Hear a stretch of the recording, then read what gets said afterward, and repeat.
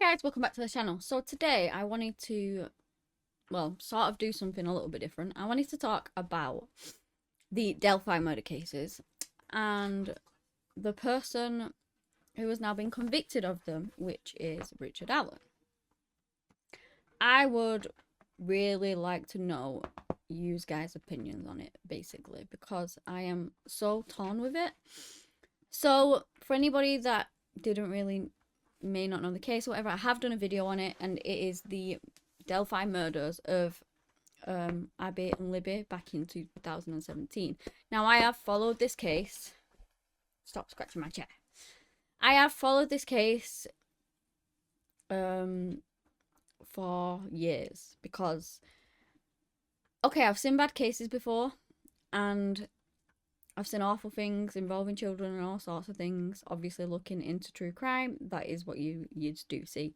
But I don't know why this one just really hit home for me, and I really wanted to find, like, I don't know, it was one that I just focused on, if you know what I mean. And there's not been many cases for me like that. Obviously, I want all of the people who do this to people to be caught. I'm not saying that I don't, but just some cases hit home like harder than others, I guess, and this is one of them for me. It was just so horrendous what these two teenage girls were put through. It was a really, well, it's such a high profile case. So yeah, just a little bit about it for those who may not know. They were in Delphi. They were dropped off on this trail on the day off, and they were having just a good time. They actually missed a check-in with a family member. They were supposed to be picked up about 3:30, I think, something like that, and they missed that check-in. Now, one of the girls did post a picture on the Monon High Bridge, which is like an old, unused sort of rail track, and it's a very steep fall if you ever like looked over the edge and stuff, but it's quite beautiful, and people use it as like a beauty spot. And so one of these pictures was taken and put on Instagram, and then that was basically it. They heard nothing of the girls. Searches went out for them, everyone were looking for them, and the very next day they found the bodies. Now, at the time, no information hardly was released because the police wanted to keep everything under their hats. They didn't want to let any information slip that may compromise their investigation. And this went on for like 5 years. Hardly any information was released. We didn't know anything about it. But in 2022, they made an arrest, which I was gobsmacked by, as was everyone else. Sorry if I look. Thank you. I was changing well, not my oil, but I was helping service my sister-in-law's car. So I don't know why I decided to do that before recording this, but there you go. That's what happened. So if you think I'm black, that's why I got covered in oil. But yeah, back to, they arrested Richard Allen. Now, he was about 52, I think. I don't know if he's 52 at the time this happening. He's in his 50s anyway. And he worked in a local, like, pharmacy. He was on the trail that day. He actually rang police, and he told them that he was on the trail that day. But what they'd done is, this investigation, apparently, which didn't know about that, was riddled with inconsistencies, mishaps. They filed information wrong. They lost evidence. Just honestly, it wasn't a very good investigation on the police's side, from what I can hear, from what I've heard.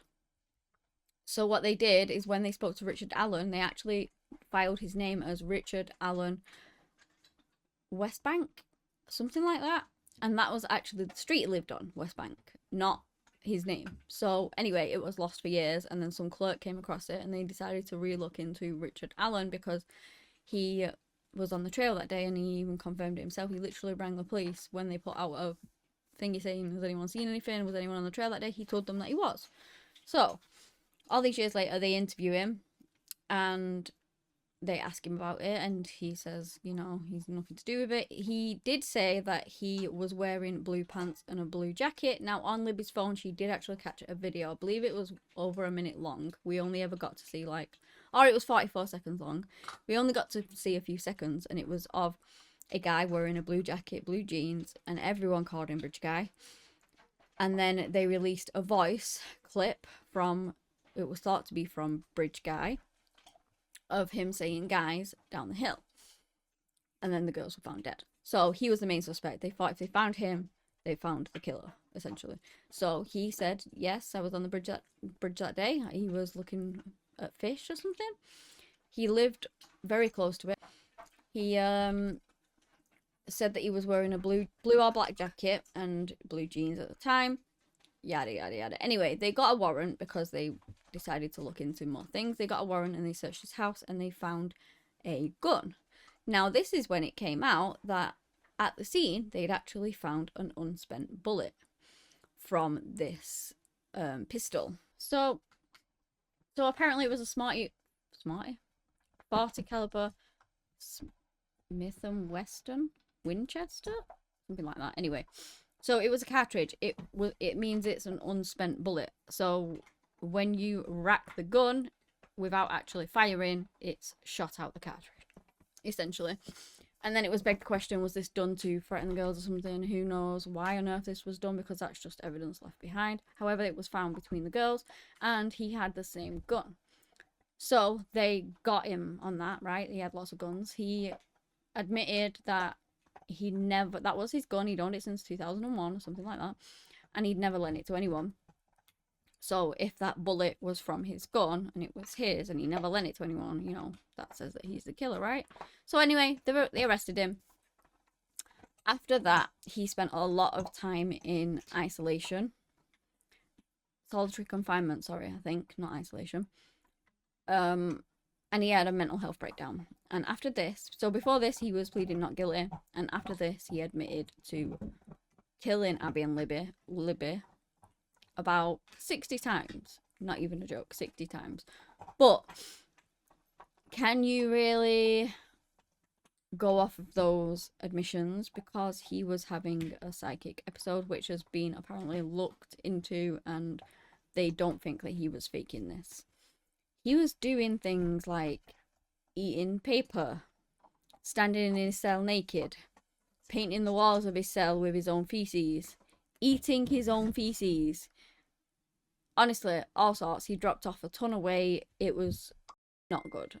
And he confessed to shooting the girls, which they were not shot, which came out later that they had been murdered using a sharp object, like it was thought, but not confirmed, to possibly be a box cutter. It came out, like I said, there was no information at the beginning, but more and more information did come out. The throats were actually slit. They weren't shot like he was saying that he was. He also said that he buried them, which they weren't buried. But he did say some things like that whilst he was doing it, he saw a van and he got disturbed. His intent was to SA them, but the van disturbed him, and so he had to just dispose of them quickly and go.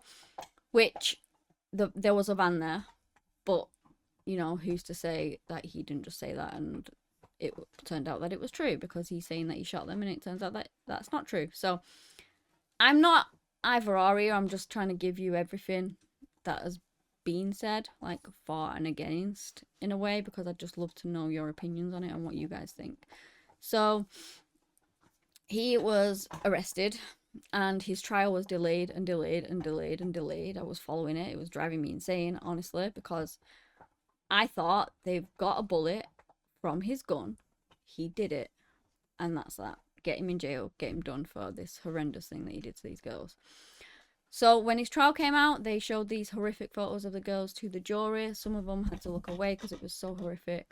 They showed them the rest of the video, which in the video, apparently, it showed Bridge Guy quite far away from the girls.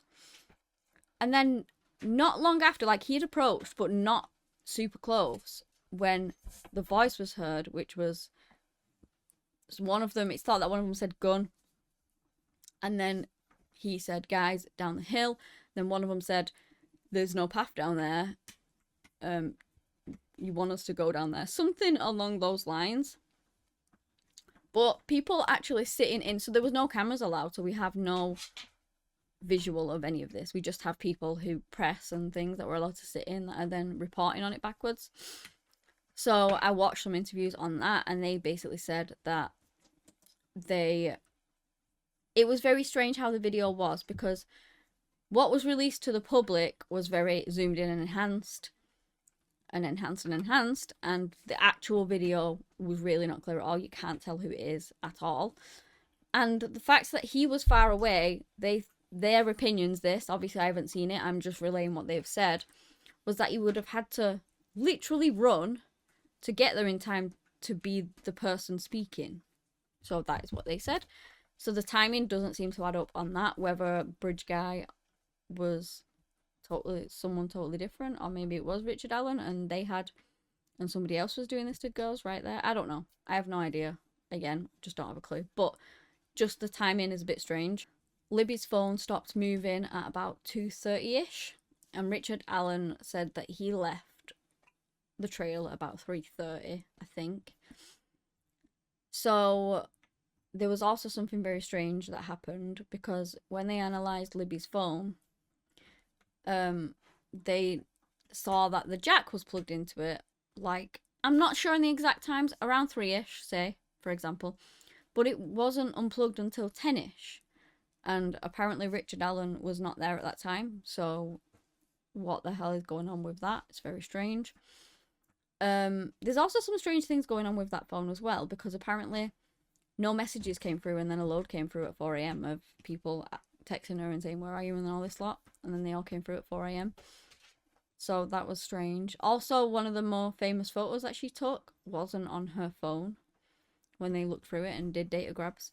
They did a data grab originally, and then they didn't get a lot off it, so I think they went back and repeat data grabbed and got more stuff off of it. But there is also, they took Richard Allen's electronics, and nothing in there whatsoever did they find that tied him to the case at all. But saying that, they also did not have his phone from 2017. He had got rid of that. He had a new phone because they arrested him like 5 years later. So he had a new phone at that point, and it said that because it wasn't the same phone, you can't really compare. But my sort of sidebar is that on all of his other electronics there was nothing, but they didn't have his original phone, so I guess you can just sort of knock that one out. But I just thought I'd mention it because, well, it's being mentioned everywhere, so there you go. I found something very strange as well. So more and more information has come out about the girls and how they died, and they were found, one of them was found, I think it was Libby, was naked, but Abby was dressed in Libby's clothes, and Libby's clothes were found further away, which I found very odd. The scene was set. They were not posed, but they had these weird sticks in like certain symbols over them, which was strange. And Odinism has been mentioned around this case because these symbols apparently look like they could have something to do with Odinism. Not that I know what that is, but there you go. So I found that very, very strange, which later on I found out that Abby actually had a boyfriend, and her boyfriend was really into this Odinism and posted very similar things to like those symbols and the crime scene and things like that. It was found that Abby may have been sort of strung up at some point, like upside down or something, because of the way the blood marks and were on her neck, like the splatters, so they thought that maybe she had been upside down at some point. But it was basically thought that the deaths were horrendous. Like, they took a while to die. The obviously killing blows to the neck, it took them a while to bleed out, basically, which is just, it absolutely breaks my heart, actually, because I can't even imagine what must have been going through their minds at that time. They were literally 13, 14, honestly. It's just so sad to think about. But the jury was shown all of this. It was forbidden for them to mention Odinism, totally, so I don't really know what's going on with that, whether they just thought that was ludicrous and, you know, we're just not mentioning it at all. But they were forbidden to mention any other name other than Richard Allen, apparently. So I don't know. But the defense were going with Richard Allen's confessions were brought on by psychosis, and this is what they are basically pinning everything on, is that he confessed to it. Right? So that is what they're saying. He confessed, so he's guilty. But they're saying that he was psychotic at the time of the confessions. So I don't know about that. But also this bullet. This bullet really is the only thing that ties him. And let me tell you about the bullet. So the cartridge was unspent. Bullet is cartridge. The cartridge was unspent. So therefore it's an unspent bullet. And it had markings on it, right? So they matched these markings apparently to Richard Allen's gun. But how they matched them is not by cycling through an unspent bullet, which would then compare the two unspent bullets together. They fired the bullet, and then once you fire the bullet, the empty cartridge then flicks out, and that is what they compared to it. So they're comparing a spent bullet to an unspent bullet. And apparently, from what I've read and heard, Richard Allen's gun doesn't leave marks or something along those lines. I'm no expert. I'm just trying to tell you what I've seen. Doesn't leave marks on unspent cartridges. So if they have this unspent cartridge, but Richard Allen's gun doesn't leave marks on an unspent cartridge, and they have to fire the gun to get the same markings, can you really compare that? Because I don't think you can. I don't know. So the whole point of like a trial and everything else is that you are sort of, what is it what they say? Beyond a reasonable doubt that they are guilty. So if there is any reasonable doubt in there whatsoever, can you find somebody guilty? I don't know. The jury deliberated for 19 hours or something, and they did find Richard Allen guilty. So the jury think that he's guilty. The state think that he's guilty. Apparently in the court they were only shown the video that Libby took twice. They were shown the original, and then they were shown the enhanced one, and that was it. They only saw that twice. I don't know. I just genuinely don't know. I'm not saying that he didn't do it, and I'm not saying that he did, I guess, because all I'm saying is that I don't see how you can convict somebody of a double murder of two innocent, gorgeous little girls. Well, they weren't little girls, teenagers. When you have no evidence whatsoever. They had no DNA. There's no nothing. And apparently, this was a brutal crime scene. The person that did this, even witnesses said that they had seen Bridge Guy covered in mud and blood. You know, other things. People said that they seen a man covered in blood. There was nothing on Richard Allen at all. No DNA evidence whatsoever to tie him into the girls whatsoever. And apparently this case was botched from the start. The evidence that they collected, they went back to the scene, collected more, let everyone trample through it, all sorts of stuff that I've heard.